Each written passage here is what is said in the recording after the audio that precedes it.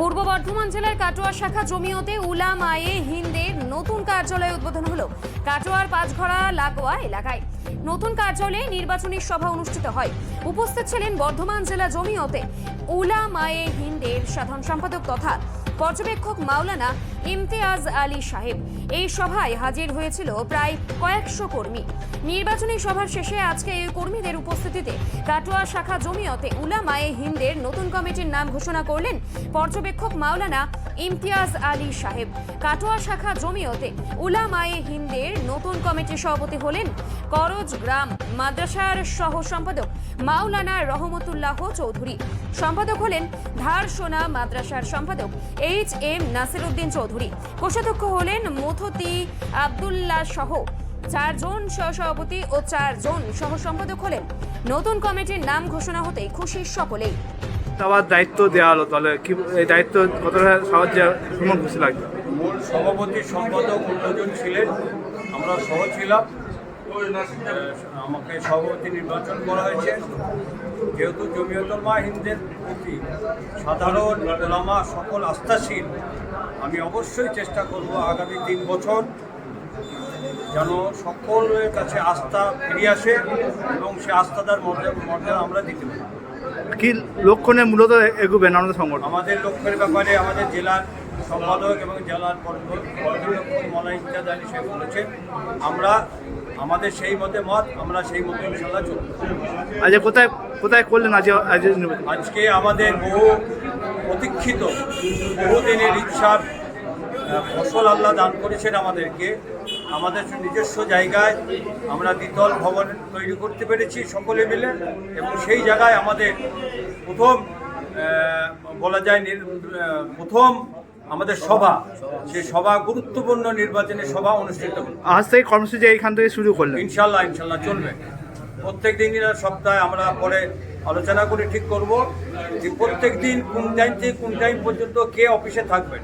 ইনশাল্লাহ প্রত্যেক সপ্তাহে রবিবার ছাড়া প্রত্যেক দিন একজন না কেউ অফিসে একটা নির্দিষ্ট টাইমে থাকবেন, সেই চেষ্টা ইনশাল্লাহ আমরা করব। আপনার নাম পরিচয়? আমার নাম রহমতুল্লাহ চৌধুরী। নির্বাচন হলো আজকে কাটোয়া শাখা জমিয়তুল উলামা হিন্দের 2025 টু 2027 আমাদের নতুন কমিটি, বিগত কমিটি বিদায় নিয়েছে। সেই বিদায়ী কমিটিকে আবার নবীকরণ করার জন্য আমাদের নীতিমালার ভিত্তিতে আজকে সেই নির্বাচিত হলেন।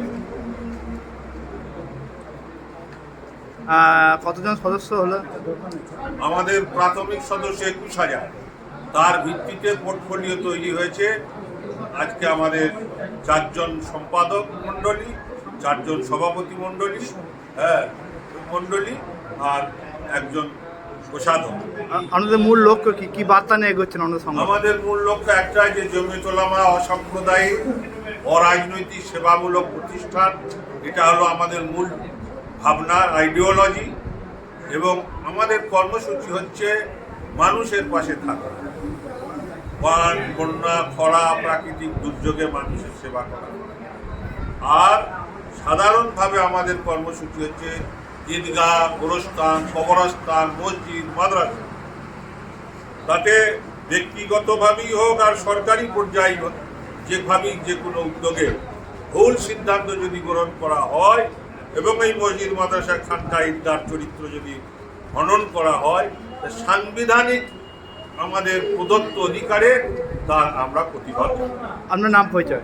আমার নাম মোহাম্মদ ইমতিয়াজ আলী। আমি বর্ধমান জেলা জমিয়তুল উলামা হিন্দের সাধারণ সম্পাদক।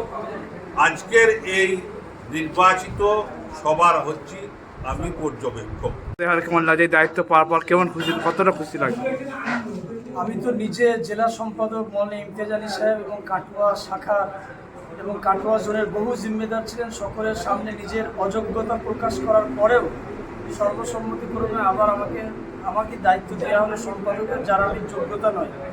তারপরও বড়দের যখন দোয়া এবং আশা আছে, আমার টার্গেট থাকবে ইনশাল্লাহ বড়দের আকাবিরদের এবং রেখে যাওয়া এই জমিয়তের সংগঠন যাতে এই আমানতটা দায়িত্ব পালন করতে পারি, এবং কেন্দ্রীয় জমিয়ত, জেলা এবং রাজ্য জমিয়তের যে কোনো পরামর্শ এবং নির্দেশ থাকবে সেটা যেন বাস্তবায়ন করতে পারি, এটা আমার মূল লক্ষ্য থাকবে।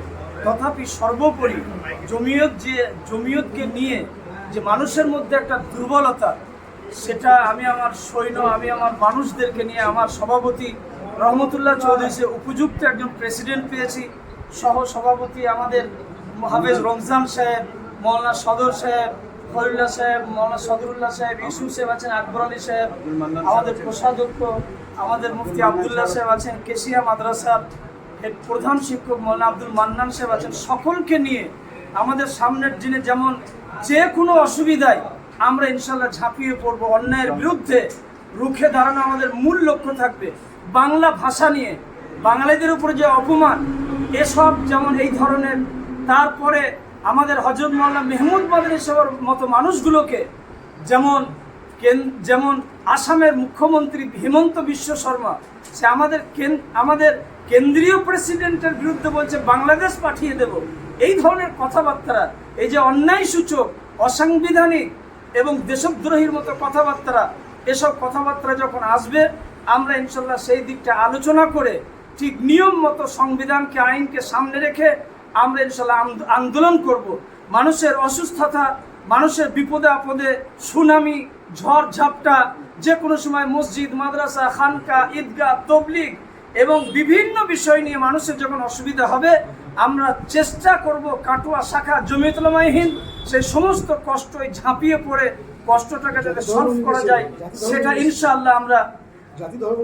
ইনশাআল্লাহ আমরা চেষ্টা করব। সর্বোপরি আমাদের সামনে 3 বছর লক্ষ্য থাকবে, যারা সাম্প্রদায়িক উস্কানি দিয়ে দাঙ্গা লাগাবার চেষ্টা করছে, আমরা হিন্দু, মুসলিম, শিখ, ইসাই সব জাতি, সব ধর্মের মানুষদেরকে নিয়ে একত্রিতভাবে মঞ্চ তৈরি করে মানুষের কাছে সাম্প্রদায়িকতাকে চাপা দিয়ে সম্প্রীতি যাতে আমাদের মধ্যে তৈরি হয়, কাটোয়ার মতো একটা ঐতিহ্যবাহী শহরে সবাই যাতে শান্তিতে বসবাস করতে পারে, সেই দিকটাও আমাদের লক্ষ্য থাকবে।